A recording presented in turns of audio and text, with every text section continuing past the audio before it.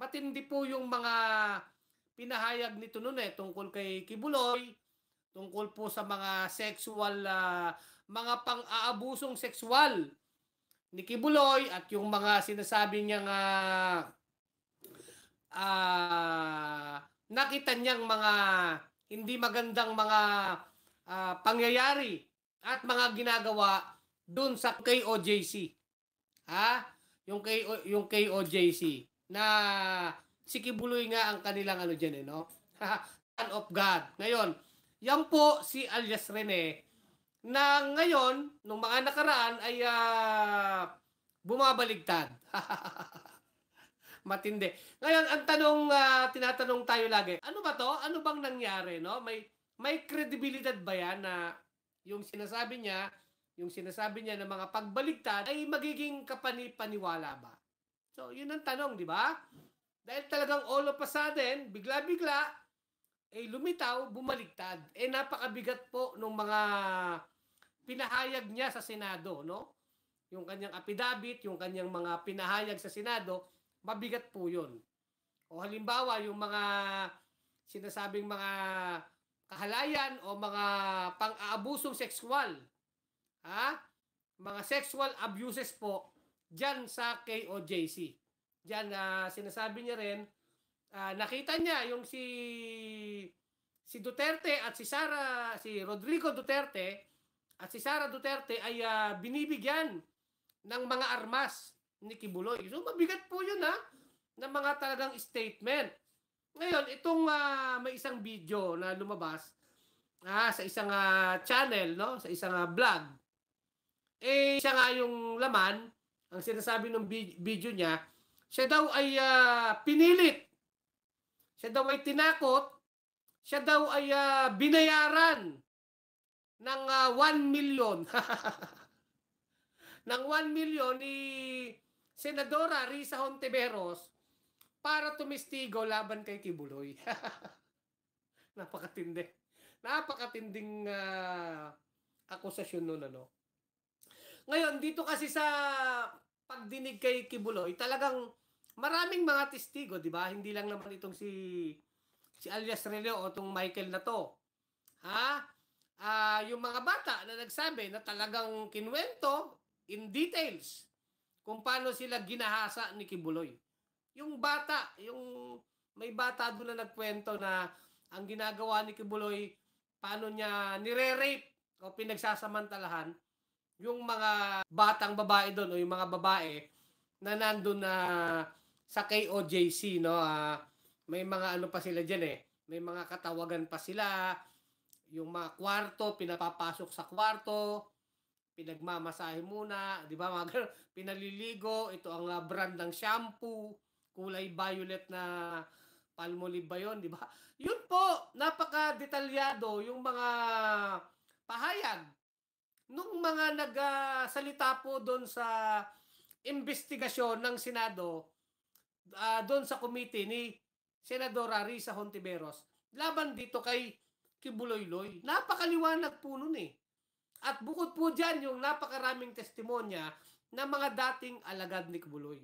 So bumaligtad ang sinasabi, siya daw ay talagang tinakot ni Senador Risa Hontiveros. Aba?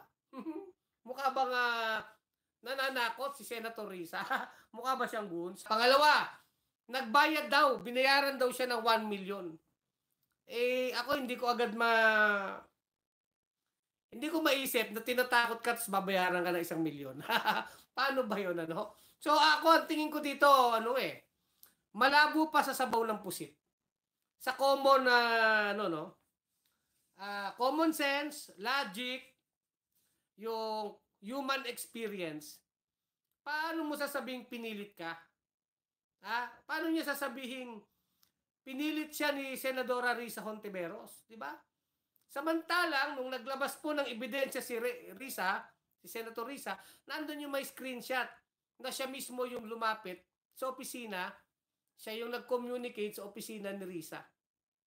So, ano ito, no? Mahiwaga itong si alias Rene na ito.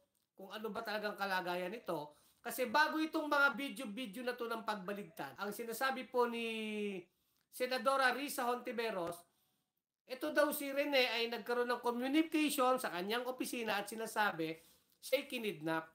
Kinidnap daw po, dinukot at nandun daw sa Glory Mountain. Given po yung mga testimonya laban kay Kibuloy, sinasaktan yung mga tao, di ba? Pinahihirapan, yun po yung mga testimonya. Isa sa mga iniisip ko, ako ito iniisip ko lang, pwedeng ganito rin po, possibility. Pwedeng yung video na yon ay ginagawa nung alias Rene ng hindi voluntaryo sa kanyang sarili. Dahil kung halimbawa totoo, kinidnap siya, which is ako, yung sinasabi ni Risa Hontiveros, kung kinidnap yung Rene, yung alias Rene, pwedeng napipilitan siyang gawin yung mga video na yon. Possible po yon.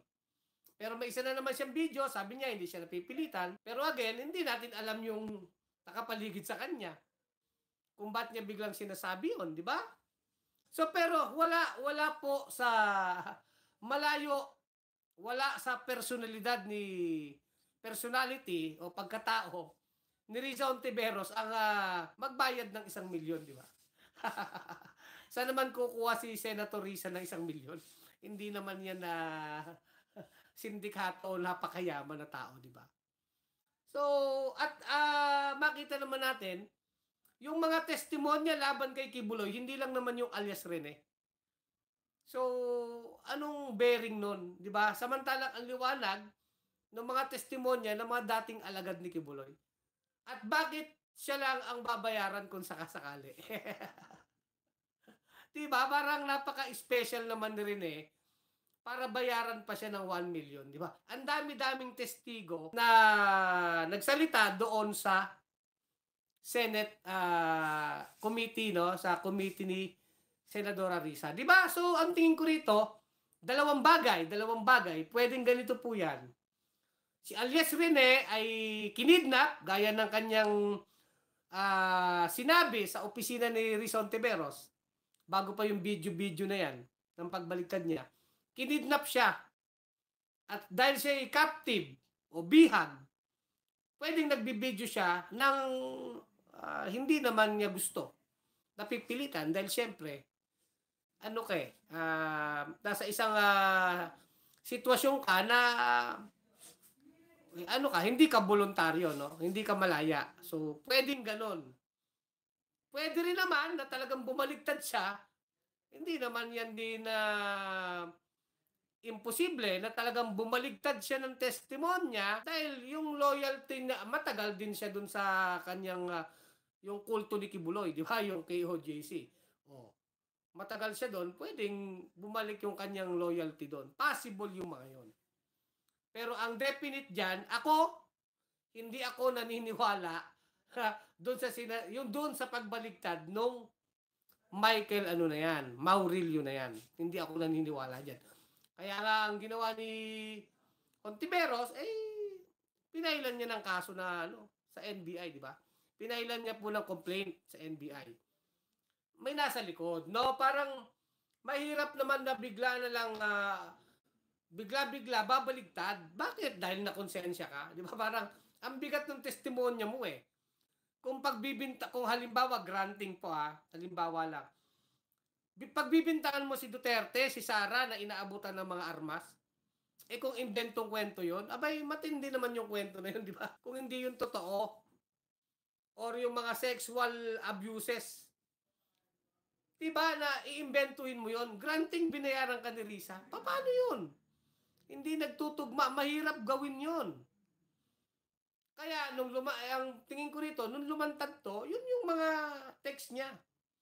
Yung mga message niya sa opisina ni Senadora Risa Hontiveros na pinakita mismo ni Risa. Ito yung mga ebidensya ko. Diba? Na talagang itong tao na to nag-communicate sa amin. So ito isang effort. Ito isa talagang tangka na sisirain talaga si Risa Hontiveros. Kumbaga si Kibuloy nakakulong na, di ba? Pagkatapos mo magtago-tago ng ilang buwan, ilang linggong nagtago-tago si Kibuloy. Ginalugad siya ni General Nick Torre Kundi kapag ginalugad dyan sa lungga mo dyan sa loob ng compound ng KOJC, hindi ka pa mahuhuli dyan eh. O di ba, alos protektahan pa yan ni Canor Duterte, ni Digonyo, yung pagtatago ni Kibuloy. Hindi naman sumuko yan ng maayos. Kaya lang sinabi, pinalitaw na sumuko yan. Sukol na siya ni General Nick Torre. Malabo pa sa sabaw ng pusit. Itong pagbaligtad na ito, kwentong barberong inudoro, di ba? Mga kabunyog, mga kababayan. So talagang ano yan? Hindi kapanipaniwala, no? Na si Senadora Risa Hontiveros kailangan magbayad ng 1,000,000. Ang dami-dami namang witness laban kay Kibuloy na nagsalita. At bago pa man yung mga alalanin natin mga kabunyog, mga kababayan, bago pa itong investigasyon ni Risa Hontiveros ay Kibuloy, ay si Kibuloy ay wanted na eh. Wanted na po sa United States sa California wanted. Nakapost nga yan sa website ng FBI. Ano bang mabigat yung kaso ni Kibuloy dun eh. Diba? At may mga nagbablog na mga dating kasapi, dating alagad dyan sa KOJC, may mga nagbablog na laban kay Kibuloy at ang dami-dami ng mga dating niyang miyembro na nagsalita na sa mga kabulukan, yung mga nalalaman nilang mga katarantaduhan dyan sa kulto ni Kibuloy, di ba? Yung mismong mga dating member ang nagsasalita. At hindi lang yang si alias Rene na yan. At ang pinakamalagim nga dyan, yung pangre-rape ni Kibuloy na dinetalye po ayon dun sa mga bata na nagsalita, dun sa batang nagsalita, yung alias Amanda, kung paano may bugaw-bugaw pa nga no, pasalamat ka, gagamitin ka na ng anak ng Diyos, isang malaking karangalan. Sipin nyo yun. Kademonyuhan na po yun Kademonyuhan yun. Gagamitin ka ng anak ng Diyos, ikaw ay para magiging asawa na ng anak ng Diablong itong Kibuloy na to, di ba? Ganun po yung paraan nila kung paano kukumbinsin yung mga batang babae na sumiping kay Kibuloy, sineset up ng bugaw. May mga kaso na nga po yan. Di ba? Binubugaw binubugaw. Halos doon na lumaki yung bata. Pagkatapos ay gaganyanin lang ni Kibuloy, mamanyakin, gagahasain. Ayon dun sa mga testimonya ng biktima. At sinasabi ng bata, si alias Amanda, hindi lang po siya ang ginaganon. Pattern na pattern. Pattern po yung ginagawang kahalayan na umiiral sa loob ng KOJC. Di ba? Bakit kailangan mo pa ng mga Michael Murillo na magbabayad ka ng 1,000,000 kung yan na mismo ang mga nagtetestimonya? At nakita nyo naman, sino ba naman batang babae ang magsasabi ng mga ganyang kalagim-lagim na kwento na yan talagang nakakatroma sa kanilang pagkatao? Kung yan ay hindi totoo, sinong matinong babae magkukwento na ikaw ay ni-rape? Di ba? Nakita-kita naman sa Senate hearing. Paano papabulaanan yan ni Kibuloy o nitong ito'y paninira lamang ni Senadora Risa Hontiveros? Kitang-kita, hayat nagsasalita ang mga dating alagad ni Kibuloy, buhay na buhay. Hayan ang warrant, hayan ang FBI sa Amerika, wanted si Kibuloy. Sige nga. Di ba mga kabunyog, mga kababayan, napakalinaw po nun, no? Di ba? Kaya tayo talaga, tingin ko, ano tayo dito? Ito'y isang malaking pautot. Pero ang bahong pautot, tingin ko wala naman po itong either dalawang bagay lang. Napipilitan itong si alias Rene o itong Michael Murillo na magsalita na sinasabing siya'y bumaligtad, na siya'y binayaran lang ni Risa, kaya siya nagtestigo laban kay Kibuloy. Pwedeng napipilitan lang siya ngayon kasi sabi nga niya sa huling mensahe niya, kinidnap siya. Pwedeng pa rin siya.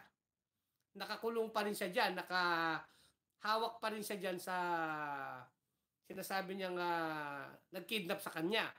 Or pwede rin na talagang bumaligtad siya kasi nakabalik siya sa kulto, di ba? Pwedeng gano'n. Pero ano man ang yan, ano man ang totoong senaryo dyan, hindi ka paniwala na si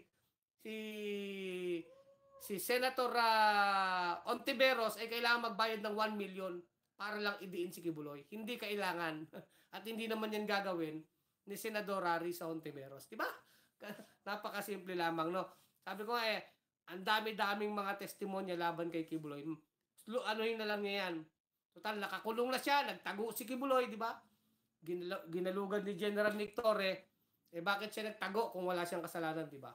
Kaya lang nahuli yan, ginalugan niya ni General Nick Torre. So talagang katarantaduhan po yung mga tingin ko na sinasabi laban kay Senator Risa Ontiveros. Di ba?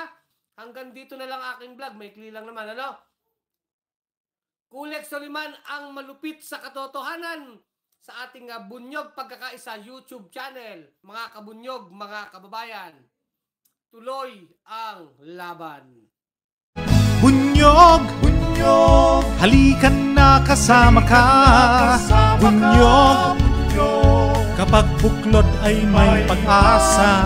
Luzon, Visayas, Mindanao, isa ang pananaw. Sa bagong Pilipinas ang bunyog isisigaw. Bunyog,